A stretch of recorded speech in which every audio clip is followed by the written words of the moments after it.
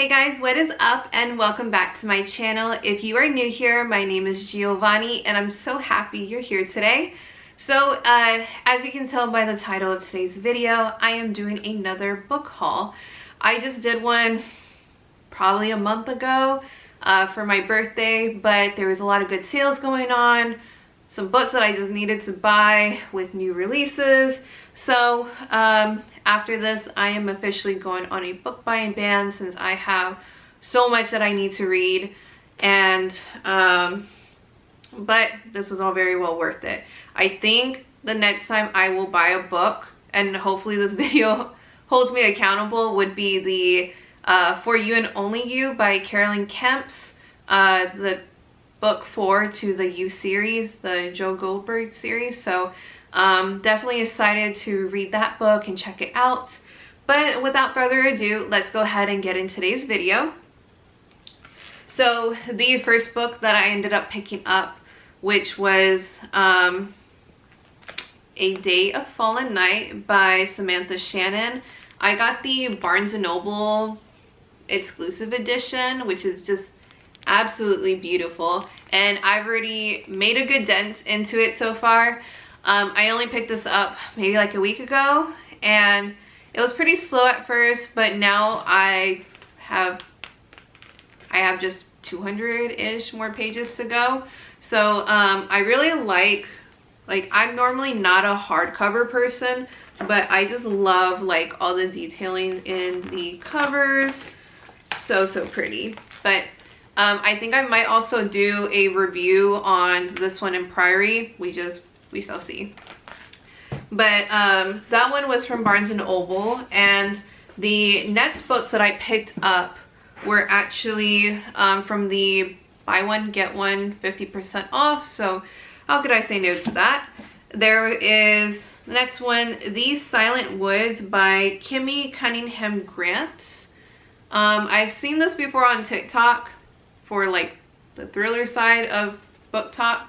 But this one is, for 8 years, Cooper and his daughter, Finch, have lived in isolation in a remote cabin in the northern Appalachian woods. That's exactly the way Cooper wants it, because he's got a lot to hide. Finch has been raised on the books filling the cabin shelves and the beautiful but brutal code of life in the wilderness. But she's starting to push back against the sheltered life Cooper has created for her, and he's still haunted by the painful truth of what it took to get there. So this sounds really exciting to read. I also am very interested with the Appalachian Trails right now, since last month I read The Girl Who Loved Tom Gordon by Stephen King, that actually took place on the Appalachian Trails. Super interesting. So glad I picked up that book. The next book that I picked up was A Little Life. When I first saw this book, it didn't seem like my style.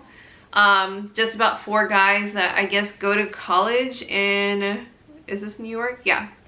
And it's just about their different lives, but the trigger warnings on this book is what got my attention. I've seen a lot of people cry. I read the trigger warnings and they sound really hard. So interested to read this. I like drama books. So I'm actually going to be reading this next month.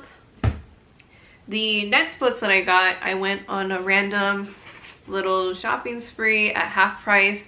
I only bought 3 books because surprisingly there wasn't a lot of good books that they had in their selection. First one that I got was Behind Closed Doors by B.A. Paris. I don't think I've read anything from B.A. Paris, but I've seen very popular books from them, and I've heard great things about this book on all social media. So I even had this on my Kindle, but I don't know, I wanted to get the paperback.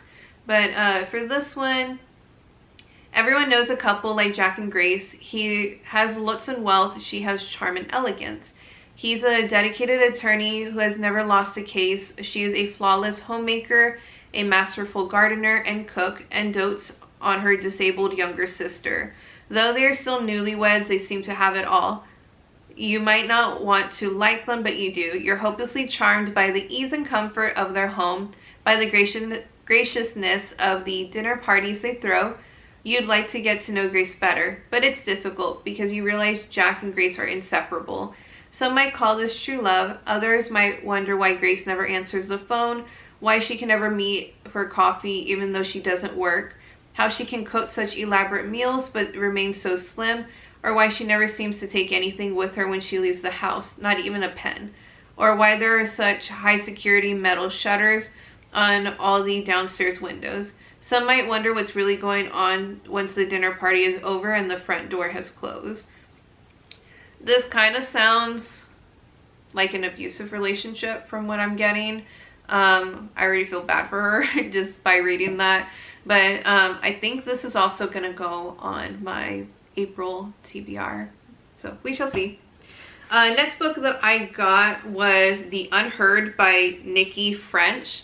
I've never heard of this book before, nor have I heard of the author. I haven't even looked up any other books that they've read.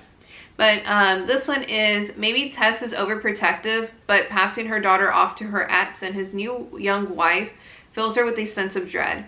It's not that Jason is a bad father, it just hurts to see him enjoying married life with someone else. Still, she owes it to her daughter Poppy to make this arrangement work. But Poppy returns from the weekend tired and withdrawn, and when she shows Tess a crayon drawing, an image so simple and violent that Tess can hardly make sense of it, Poppy can explain only with the words, "He did kill her." Tess is horrified. She is certain Poppy saw something or something happened to her that the child is too young to understand.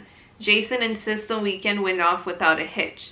Doctors advise that Poppy may be reacting to her parents' separation, and as the days go on, even Poppy's disturbing memory seems to fade. But a mother knows her daughter, and Tess is determined to discover the truth. Her search will set off an explosive tempest of dark secrets and brutal crimes, and more than one life may be at stake.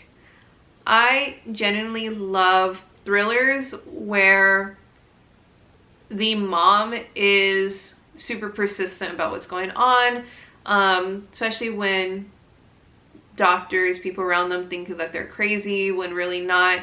Mother's instinct, like we always know, we have that mother's intuition, so if something's nagging at us, we're gonna figure it out. So I can already tell that I'm gonna like the main character, but kind of nervous because I've never heard of this book. So I've been very selective lately based off of, I go through TikTok for book reviews, even though I've found some books on TikTok that are super popular that I didn't really care for. So trying to not be super biased based off of what I see on social media. The next book that I got was The Maidens by Alex Michelides. There goes my receipt. I read The Silent Patient and I absolutely loved it. So I heard good things about this book as well, so I will probably be reading it next month. So it's about Edward Fosca is a murderer.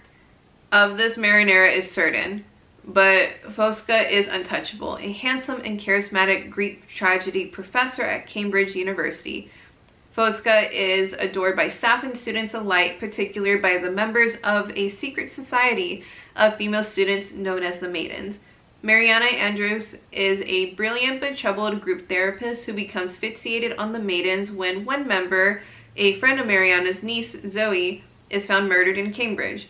Mariana, who was once herself a student at the university, quickly suspects that behind this idyllic beauty is of the spires and turrets, and beneath the ancient traditions lies something sinister, and she becomes convinced that, despite his alibi, Edward Fosca is guilty of the murder.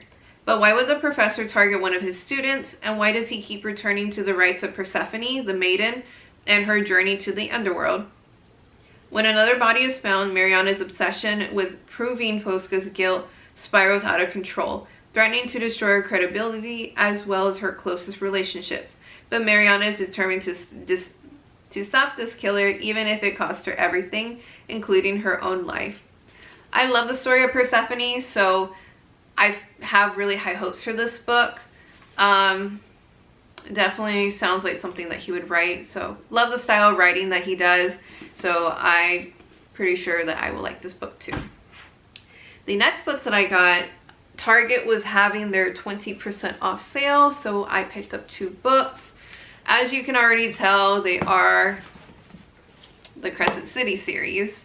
I wanted to start reading these next month, but I just saw today that book 3 comes out January 2024. So I don't like to read series unless they are completed. I just feel like I forget a lot and I don't have time to go back and reread the old ones because, you know, I want to spend my time reading new books. So I don't know when I'm going to start these, but I kind of want to start them soon.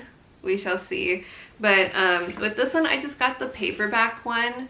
I really wish that I had gotten the hardcover because when I saw this one, like, I'm not a hardcover person, but look at the detail in this.